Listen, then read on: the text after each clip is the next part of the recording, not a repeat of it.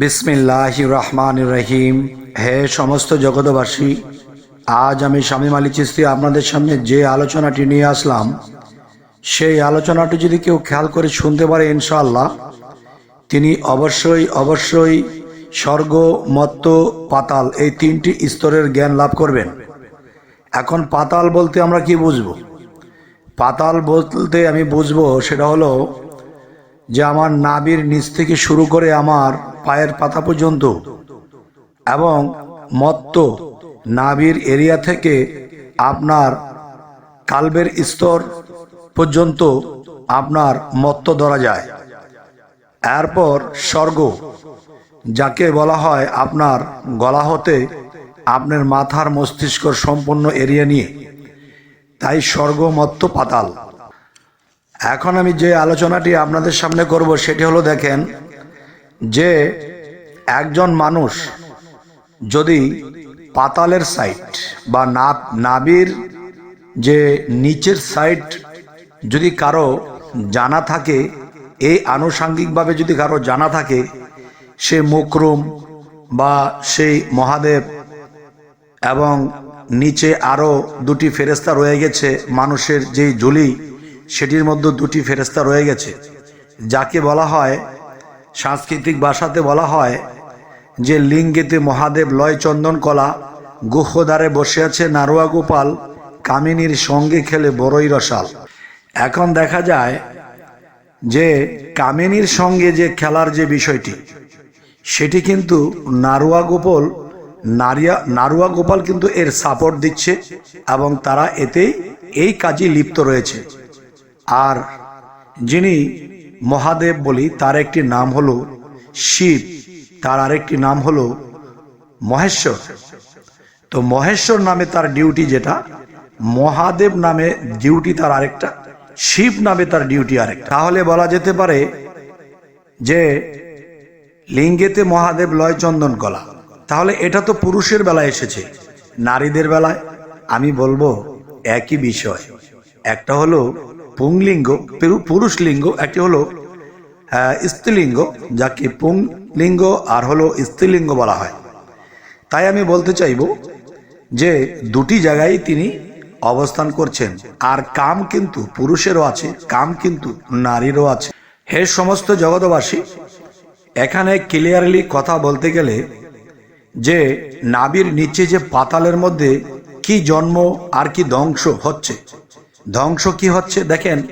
মহাদেব বা শিব নামক যে দেবতাটি, নাফসমূলে তার স্থান, সেখানে বসে সে কিন্তু উৎপাদন করছে মানুষ, কিংবা সে কিন্তু মানুষ লক্ষ লক্ষ কোটি কোটি অগণিত মানুষ সে মেরে ফেলছে। কারণ তার একটা ডিউটি আছে কি, যে গড়ায় সে কিন্তু ভাঙে। তো এই কথাটা বলতে অনেক মানুষে বলবে সৃষ্টি করে আল্লাহ, ধ্বংস করে আল্লাহ, সেটা কিন্তু আরও একটি বিষয়। কিন্তু এখন আমি নফসমূলের যে কথাটি বলতেছি, মানুষ জন্ম এবং মৃত্যু ওই মহাদেব কিন্তু দেখা যায় যে একটা কথা আছে যে ব্রহ্মা বিষ্ণু শিব, ব্রহ্মার কাজ হলো কি তৈরি করা, সৃষ্টি করা, এবং মহাদেবের কাম কি ধ্বংস করা।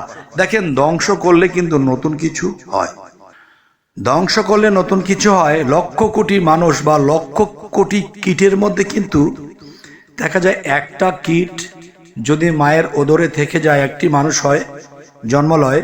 যদি দুটি থেকে যায় তাহলে দুটি হয়, আর বাদ বাকি কিন্তু তারা ধ্বংস হয়ে যায়। তাই বলবো হে সমস্ত জগতবাসী, তো আনুষাঙ্গিকভাবে আমাদের সেই পাতালের সাইডটাও কিন্তু আমাদের শিখিয়ে রাখলাম, কিন্তু ওখানে আমার যা কিছু মানার তা গোপনে মেনে নিলাম। কিন্তু এখন আসবো মত্তে, মানে নাভির উপর ভাগে চলে যাব। উপর ভাগে যদি চলে যাই, সেখানে আমার হার্ট বা হৃদয় বা কাল্ব রয়েছে, সেখানে আরো একটি সাইডে আমার রুহের স্থান রয়েছে। সে এখানে বসে সর্ববিশ্ব ব্রহ্মাণ্ড তিনি বিচারণ করেন। কিন্তু সেই রুহের স্থান থেকে এবং হার্ট বা কাল্বের স্থানে যদি কেউ সেই জিগিরের ধাক্কা লাগায়, তখন সেই কাল্বের মধ্যে কিন্তু আল্লাহর সিংহাসন আছে। আর সেই সিংহাসনের মধ্যে যদি আল্লাহকে সেখানে বসাতে হয়, তাহলে শামীম আলী কয় এই কথাগুলো যদি কেউ মানতে পারে তাহলে দেখা যায় যেই কর্মগুলো আপনার মুর্শিদ দেবে এর কিছু আমি আপনাদেরকে ইঙ্গিত করব যে আপনার ভিতরে স্রষ্টা আল্লাহ আপনার ভিতরে কিন্তু নিহিত আছে, কিন্তু সে কিন্তু আবরণে আবৃত হয়ে আছে। এখন তাকে জাগাতে হলে আমার কিন্তু তাকে ডাকতে হবে। যেমন একটা ডাউক যখন সেই খাঁচার ভিতরে ভরে দেয়, তখন সে যখন ডক ডক ডাকতে থাকে, তখন জঙ্গলাতে যে তার জাত আরেকটি আছে সে কিন্তু ধরা দেয়। আর তখনই মানুষ এই জিকির সাধনা, ধ্যান, চিক সাধনা, বিভিন্ন দমের সাধনা যখন মানুষ করবে এবং সেই জিকিরের সাথে সে আল্লাহ নামের বা মুর্শিদ যেই নামটি আপনাকে দেবে সেই নামে যখন ডাকতে থাকবে, তখন আপনি যে সিফত সেই জাত আপনাকে দেখা দেবে। সুবহানাল্লাহ। এ হলো বিষয় যে আমি শর্টকাটে বলছি, যে আমরা শর্টকাটে আনুষাঙ্গিকভাবে আমরা বুঝে গেলাম কি পাতালের সাইড। এখন আমরা মত্তের উপরে যদি আসি তাহলে আমাদের বক্ষ বা বুকের সাইড। এবার চলে যাব কোথায়? সেই উপরে যেখানে বলা হয় যে সিদরাতুল মুনতাহাপুরে যাইতে আসা, জানি না বিধি নিবে কিনা। তো এখন আমি যে কথাটি বলবো আপনাদেরকে সেটা হলো, দেখেন যে সিদরাতুল মুনতাহাপুরি মগজে তার ঠিকানা। যে দেখেন কি আর বলবো, ওখানে এত গভীরভাবে বলতে গেলেও মুখে বাজে। তারপরে যদি কারো আসে কাজে, তখন এই কথাগুলো আর থাকবে না বাজে, কথাগুলো মানুষের খুব দরকারি হয়ে যাবে, ইহকাল পরকালে তাদের কাজে লেগে যাবে। তখন হয়তো তারা স্মরণ করবে যে শামীম আলী চিশতি এই কথাগুলো বলেছিল, আমার গুরুর কাছে গিয়ে এই ফয়সালাটি করে আমরা সেই সাধনা করে আমরা সেই ধন কামাই করেছি। তো এখন আমি যদি স্পষ্টভাবে আপনাদেরকে বলতে যাই সে কথাটি অবশ্যই শুনুন। দেখেন, আমাদের যদি গলা থেকে মাথার তালু পর্যন্ত যাই, এখানে কিন্তু শ্রেষ্ঠ ফেরেশতা আছে 4 জন। এই 4 জন ফেরেশতা কিন্তু বড় বড় 4টা ডিউটি করতেছে। এবং দেখা যায় আপনার মধ্যে যে লামোকাম আছে, সেই লামোকাম আপনার মধ্যে যেখানে যেভাবে অবস্থিত আছে, তখন আপনার মুর্শিদ যখন আপনাকে সাধনা দিবে, যেমন সূর্য সাধনা আছে বাহির এবং ভিতর। আরো একটি বিষয় হলো চন্দ্র। দেখেন আপনার দেহের মধ্যে যদি জীবাত্মা থাকে তাহলে দেহের মধ্যে কিন্তু সেই সূর্য নামে যেই পাওয়ার, চাঁদ নামে যে পাওয়ার, যা যুক্তিতে বোঝাতে গেলে জীব আত্মা পরমাত্মা, তাহলে এই দুটির সাথে তো মিলন ঘটবে। জীব পরমের মিলন যেদিন হয়ে যাবে তখন আপনি চিরমুক্ত। ওই জীব পরমের মিলন হয়ে গেলে কি ঘটনা ঘটবে? তখন এই ঘটনাটি ঘটবে যে একটি লোহার মধ্যে যখন আগুনে লাল হয়ে গেছে, তখন লাল হওয়ার পরে কোনটি আগুন কোনটি লোহা, তার মানে 2 মিললে একাকার। হে সমস্ত জগতবাসী, আগুন দিয়ে বা লোহার লাল দিয়ে আমি যুক্তিটা কেন দিয়ে থাকি জানেন? আপনারা কি কখনো ভেবেছিলেন যে একটা কুপির মধ্যে যখন আগুন জ্বলতে থাকে তখন সুন্দর জ্বলছে, কিন্তু যখন আপনি ফু দিয়েছেন তখন এই জ্বলন্ত আগুনটি কোথায় চলে গেল? এটা কি কখনো হিসেব করেছেন? আচ্ছা, যদি এটার হিসেব কেউ মিলাতে পারে তাহলে সে বুঝবে যে সেই আগুনটি যখন সে লোহাতে আসে তখন লাল হয়ে যায়, তখন কিন্তু আগুন আর লোহা 2 মিললে একাকার হয়ে যায়। আর যখন লোহাটি একাকার হয়ে যায় আগুনে মিলে, তখন কিন্তু জীব পরম এক হয়ে যায়, যা বলবে তাই ফলবে। যাই হোক, এখানে আরো একটি কথা বলবো যে আমার যেভাবে আল্লাহকে লাভ করতে, আল্লাহর পাওয়ারকে লাভ করতে আমার জীবনে ওহি, এলহাম এবং দেখা যায় এলমে লাদুনিকে কামাই করতে হলে সেটি কি শুধু পুরুষের জন্যই না, সেখানে নারীর জন্য, নারীও পারবে। তবে দেখেন কিছু ঘৃণ্য জাতের কথা আছে নাভিকুণ্ডের নিচে, সেখানে আমি যাই না। যদিও ওখানে আলাপ করতে হয়, বুঝতে হয়, সেটা আমি যদি কেউ বুঝতে চায় তাহলে সামনাসামনি বসে আমি সেটা সেরে নেই।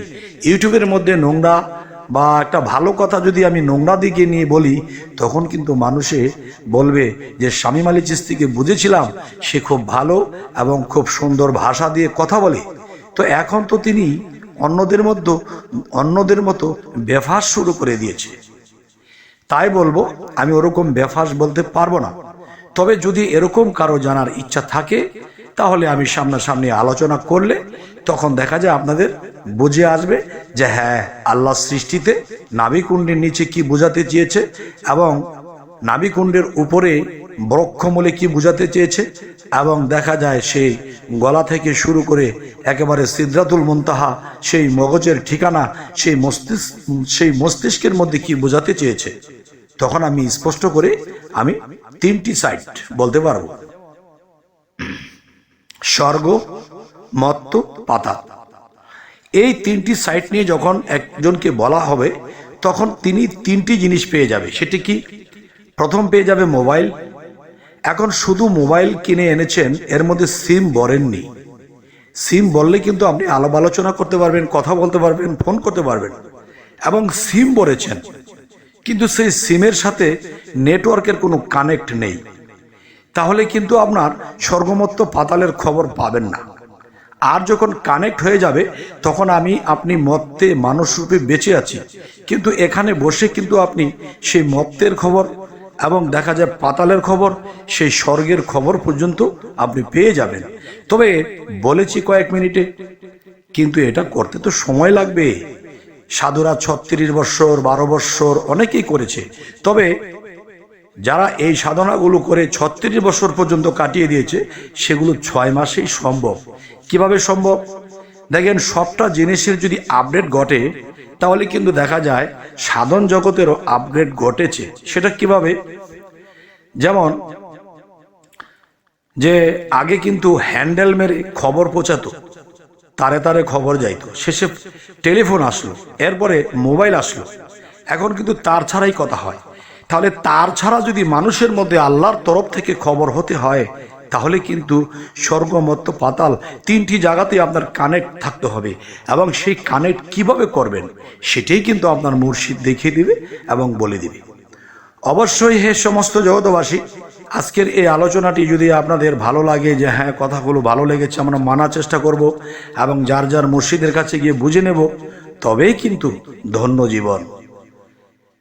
তবে আমাদের এই চ্যানেলে যারা নতুন আছেন, অবশ্যই সাবস্ক্রাইব করে নেবেন। পরবর্তীতে কি ধরনের আলোচনা চাইছেন জানাবেন। সকলে ভালো থাকবেন। আল্লাহ হাফিজ।